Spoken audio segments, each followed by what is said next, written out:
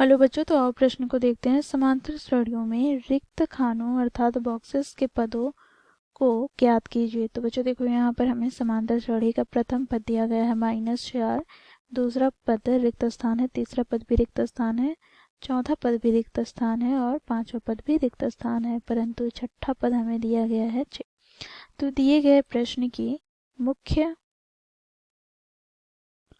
अवधारणा की बात करें तो बच्चों यहाँ पर हम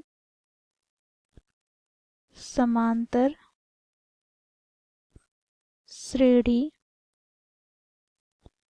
जिसे हम एपी भी कहते हैं, ये देखेंगे। ठीक है, तो यदि समांतर श्रेणी का प्रथम पद ए हो और सार्वंतर डी हो तो दूसरा पद क्या हो जाएगा? ए प्लस डी, तीसरा पद ए प्लस 2d, चौथा पद तो ए प्लस 3d, पांचवा पद तो ए प्लस 4d। इसी प्रकार बच्चों n पदों तक।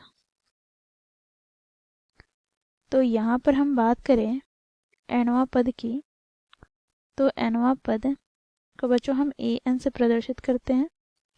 तो an ज्ञात करने का सूत्र क्या होता है? तो a plus n minus 1 Guna d। बच्चों देखो यहाँ पर a क्या है? तो a यहाँ पर बच्चों प्रथम पद है, जिसे हम पहला पद भी कहते हैं। n क्या है? तो दिए गए समांतर श्रेणी में पदों की संख्या। और बच्चों देखो यहाँ पर d क्या है? तो सार्वंतर। तो यहाँ पर हम देखेंगे सार्वंतर कैसे ज्ञात करते हैं।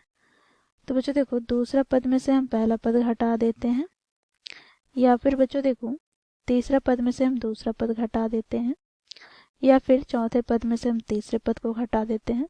तो इस प्रकार जो हमें मान प्राप्त होता है वो बराबर प्राप्त होता है किसके? सार्वंतर टी के। तो इस मुख्य अवधारणा की सहायता से बच्चों हम दिए गए प्रश्न को हल करेंगे। बच्चों देखो, हम मान लेते हैं, माना दिए गए समांतर श्रेणी में सार्वंतर बराबर डी है। तो बच्चों देखो, हमें प्रश्न में प्रथम पद क्या दिया गया है? तो समांतर श्रेणी में बच्चों प्रथम पद क्या है? तो -4। तथा बच्चों देखो यहाँ पर हमें छठा पद क्या दिया गया है? तो 6, अर्थात यहाँ पर हम लिखेंगे छठा पद अर्थात a6 बराबर 6। बच्चों देखो, छठा पद ज्ञात करने का सूत्र क्या होता है? तो a प्लस n माइनस 1 अर्थात 6 माइनस 1 कितना हो जाएगा? 5 गुनी d बराबर 6। बच्चों देखो, प्रथम पद क्या है? तो -4 प्लस 5d बराबर 6।